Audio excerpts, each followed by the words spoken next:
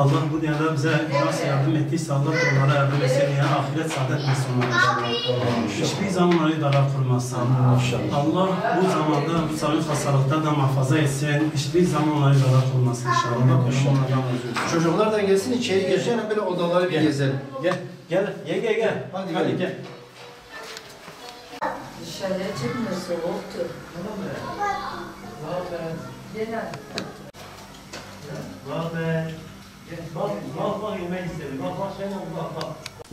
Yaklaşık bir ay önce Umut Kervanı'na başvuran bu 6 nüfuslu Çalp ailesinin evinin olmadığını, bulunmuş olduğu evin de kullanılamaz bir durumda olduğunu tespit ettikten sonra yerinde görmek amacıyla biz de Umut Kervanı olarak tespit ekiplerimizle beraber bulunmuş olduğu eve geldik.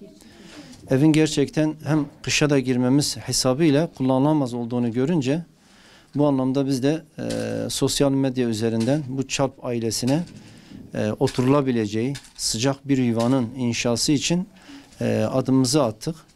Bu anlamda desteğimizin zaten kahır ekseriyetini de hayırseverler oluşturduğundan dolayı Allah razı olsun buna sessiz duyarsız kalmadı Diyarbakır hayırseverleri, vatandaşları. Bu anlamda şu anda içinde oturmuş olduğumuz bu evi bu hale getirmede öncelikle hayırseverlere de çok teşekkür ediyoruz. Zira kışa girmiş bulunmaktayız. Kışın çetin soğuğuyla birlikte çocukların da küçük olması hesabıyla mümkün değil ki böyle bir hayatı bu kışı burada geçirmeleri.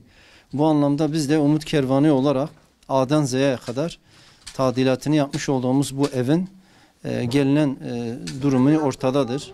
Elektrik tesisatından düşünün boya yapımına, perdelerinden oturma grubuna, halısından dolap ve çamaşır makinesine ila nihaya bir evin temel ihtiyacı neyse onu karşılamada, ona ön ayak olmada biz vesile olduk.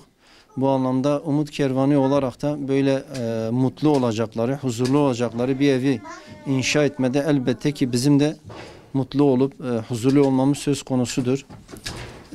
Zira Allah Resulü Aleyhisselatü Vesselam'ın bu anlamda hadisleri de söz konusudur.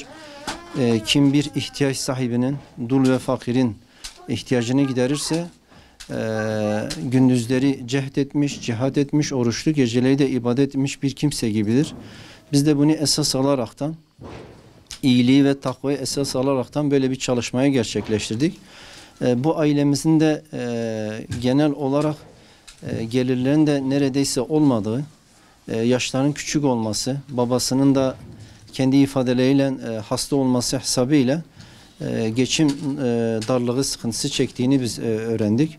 Bu anlamda bu evi bu hale getirmede katkı sunan, destek veren, paylaşmayı esas, yardımlaşmayı esas, dayanışmayı esas bilen Umut Kervanı aracılığıyla Diyarbakır hayırseverlerinin yardım ve desteğiyle inşallah bu evi tadilata nihayetine erdirdik ve inşallah bundan sonra da kışında sıcak bir yuvaları olduğundan dolayı böyle mutlu bir hayatı inşallah bu süreçten sonra da devam ettirecektir.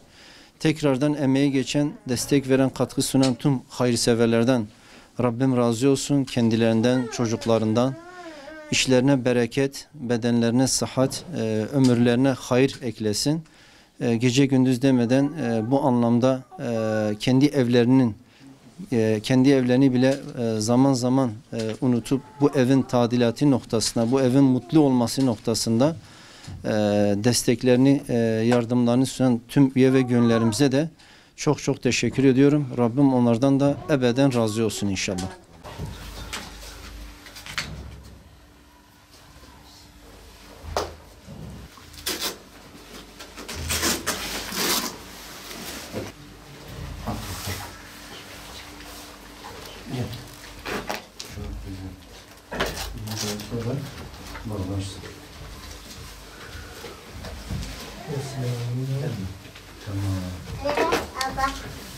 Allah onlardan razı olsun. Ben önceki evimde Evim rütbet yaptığı için 4 defa çocuğumu yoğun bakıma yatırdım. Ağır enfeksiyon geçirdiler. Sürekli hastaneye, sürekli ilaca tedavi olmuyordu. Allah razı olsun İstanbul Cemaatine ve Ümit Kervanı'ndan ve diğerlerinden yardımcı oldular. Allah razı olsun. Evi aldılar. Ev hasarlıydı. Allah razı olsun Ümit Kervanı dedi ki gelip evinizi yapacağız. Bu zabi için gelmişti aslında. Allah razı olsun. Allah merhamet etti. Baktın eve. Komple kapıları, penceresi, duvarını, her şeyini yenilediler. Evi çok güzel yaptı. Allah onlardan razı olsun. Yardım edenden de Allah razı olsun. Ben daha önceden bakanlarla görüştüm. Hangi bakanı ararsam yüzüme kapattı. Abdülkadir Aksoy'la bizzat görüştüm telefonda. Ondan sonra Süleyman Soylu'yla da görüştüm. Cevap vermediler. Dediler ki tamam seni arayacağız. Sekreterleri kalkıp meşgule attılar. Dediler ki seni arayacağız. Kaç defa aradım. Dediler tamam. İlgilenmediler. Katile değil senaya. Organize senaya seni göndereceğiz. Ben engelliyim.